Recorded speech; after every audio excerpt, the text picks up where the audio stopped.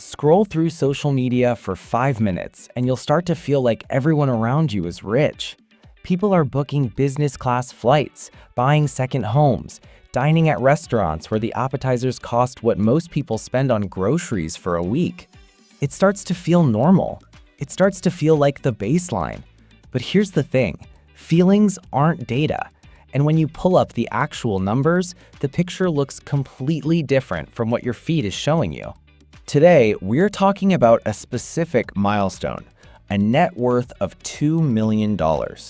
Not income, not how much someone earns per year, not the balance in one retirement account. We're talking about total net worth, everything a person owns minus everything they owe. Home equity, investment accounts, retirement savings, business value, vehicles, cash, personal property. Add it all up, subtract all the debt, and whatever's left is your net worth. It's the truest measure of where someone actually stands financially, not where they appear to stand. And when you measure people by that standard, the picture gets very interesting. The real numbers behind $2 million. Let's start with the data. According to estimates drawn from the Federal Reserve's Survey of Consumer Finances, one of the most comprehensive looks at American household wealth, roughly 5 to 7% of U.S. adults have a net worth of $2 million or more. Read that again, 5 to 7%. That means if you lined up 100 adults randomly selected from across the country, somewhere between 5 and 7 of them have crossed that threshold. The other 93 to 95 have not. That's not a knock on anyone. It's just the reality of where most people stand financially, and it's dramatically different from what popular culture would have you believe. Millionaires and multimillionaires are routinely portrayed as if they represent a growing majority. They don't. They represent a very small slice of the population, and the $2 million club is even more exclusive than most people realize. Now compare that to the $1 million mark. About 10% of US adults have a net worth of $1 million or more. That sounds much more reachable, and statistically it is. It's roughly double the size of the 2 million group. But even 10% is still a small minority. 9 out of every 10 adults haven't crossed that line yet.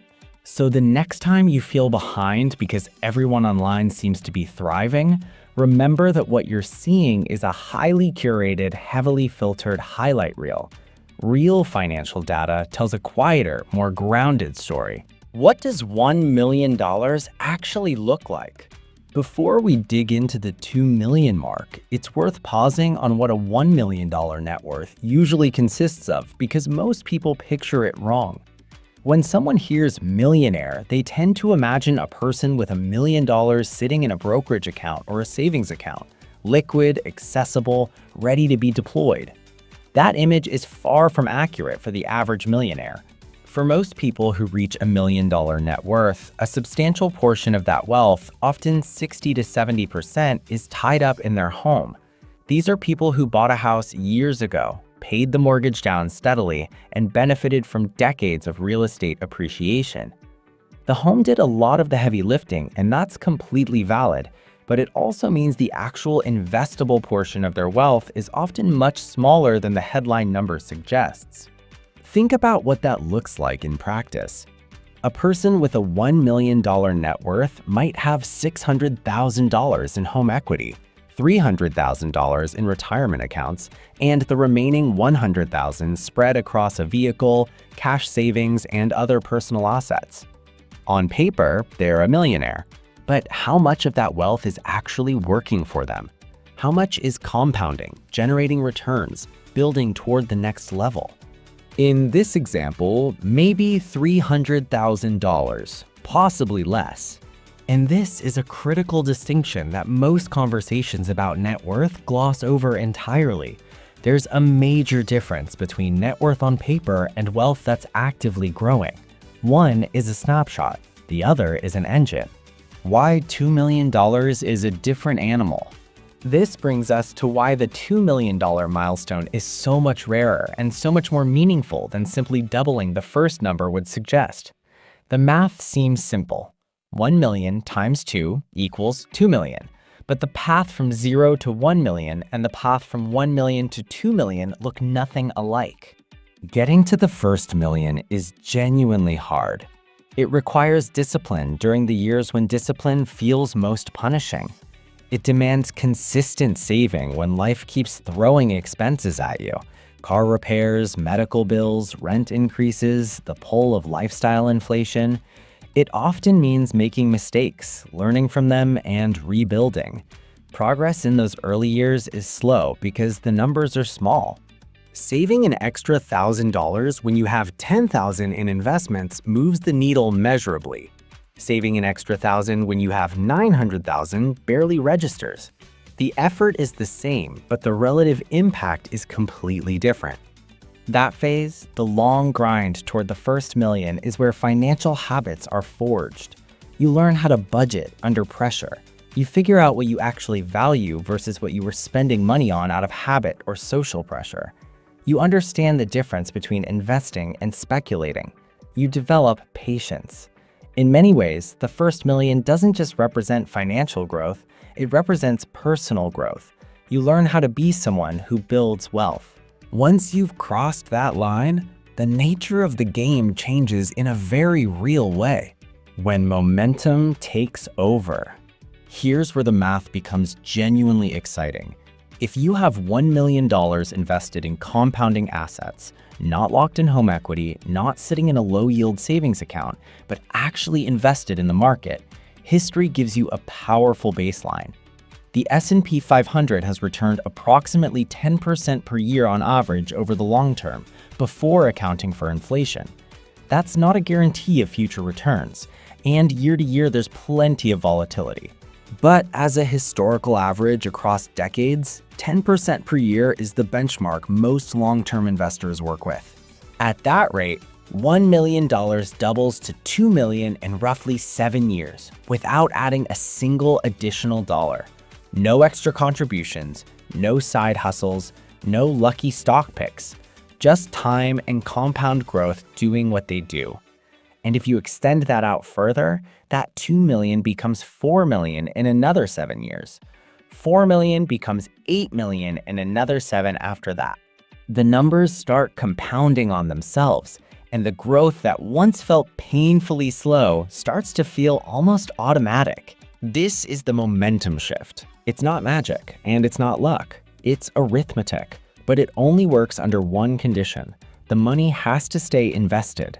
Capital that gets pulled out for lifestyle upgrades, for major purchases, for the feeling of finally being allowed to enjoy the money, breaks the cycle. It resets the clock. Every dollar removed from the compounding engine is a dollar that stops doubling every 7 years. This is why so many people reach the first million and stall. They treat it like a destination rather than a launching pad. After years of sacrifice and discipline, the temptation to finally spend is enormous. And some spending is appropriate. Personal finance isn't about hoarding every dollar while miserable.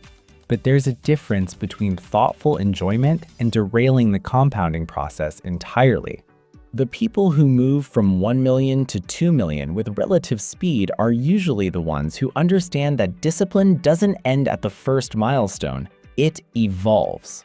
The behavior problem. Let's be honest about something. The reason most people don't experience this wealth-building momentum isn't because the math doesn't work. The math is perfectly sound and has been tested across more than a century of market history. The reason is behavior. Human beings are wired to respond to immediate rewards. Saving and investing asks you to delay gratification repeatedly, often for years, in exchange for benefits you won't feel until much later. That's a psychologically difficult ask, and most people underestimate just how difficult it is until they're in the middle of it. When the market drops 20% in a rough year, the rational move is to stay invested or even buy more. The emotional move is to panic, sell, and wait until things feel safer, which usually means buying back in at higher prices after missing the recovery. When someone finally hits a significant net worth milestone after years of effort, The rational move is to let the momentum continue. The emotional move is to celebrate by loosening the financial guardrails because they feel they've earned it. Both of these behavioral patterns, panic selling during downturns and lifestyle inflation after milestones, are enormously costly over time. They're also completely normal human responses. Understanding them doesn't make them disappear, but it does make them easier to recognize and manage.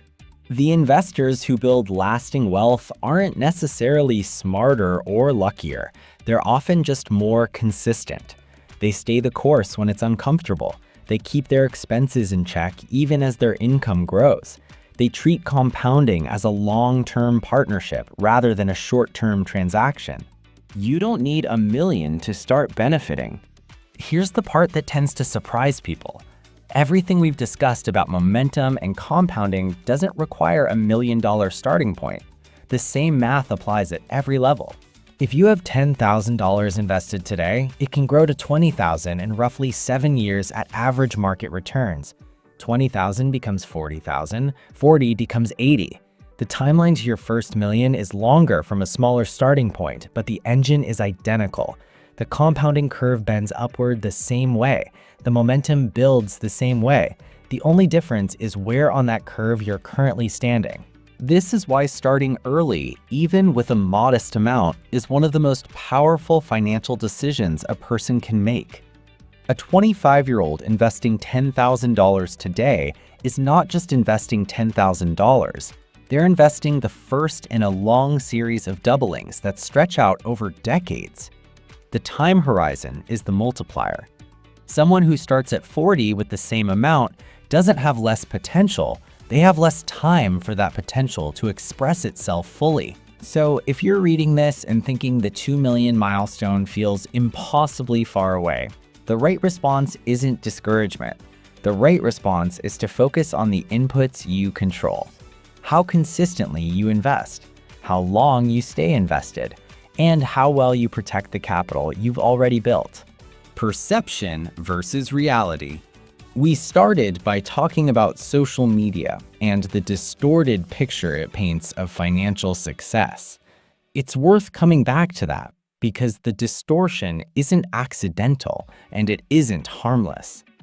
When your reference point for normal is a curated collection of people who appear wealthy, it warps your sense of what's actually achievable and what's actually typical.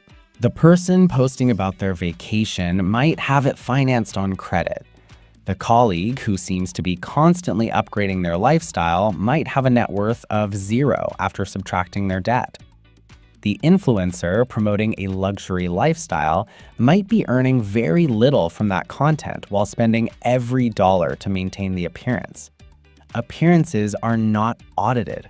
Social media has no requirement for accuracy, no balance sheet attached to the profile. Real data does, and real data shows us very clearly that $2 million in net worth puts someone in the top 5 to 7% of US adults. That's not common. That's not what most people around you have achieved. The people you see online who seem to have it all figured out are overwhelmingly not representative of the actual financial landscape. Understanding this matters for 2 reasons. First, it protects you from measuring yourself against a false standard and making poor financial decisions to keep up with an illusion. Second, it helps you recognize that hitting meaningful financial milestones, even 1 million, even $500,000, even 100,000 with a clear plan, is genuinely impressive. It puts you in a smaller group than you probably realize. The path forward. So where does all of this leave you? A few things are worth holding on to as you think about your own financial journey.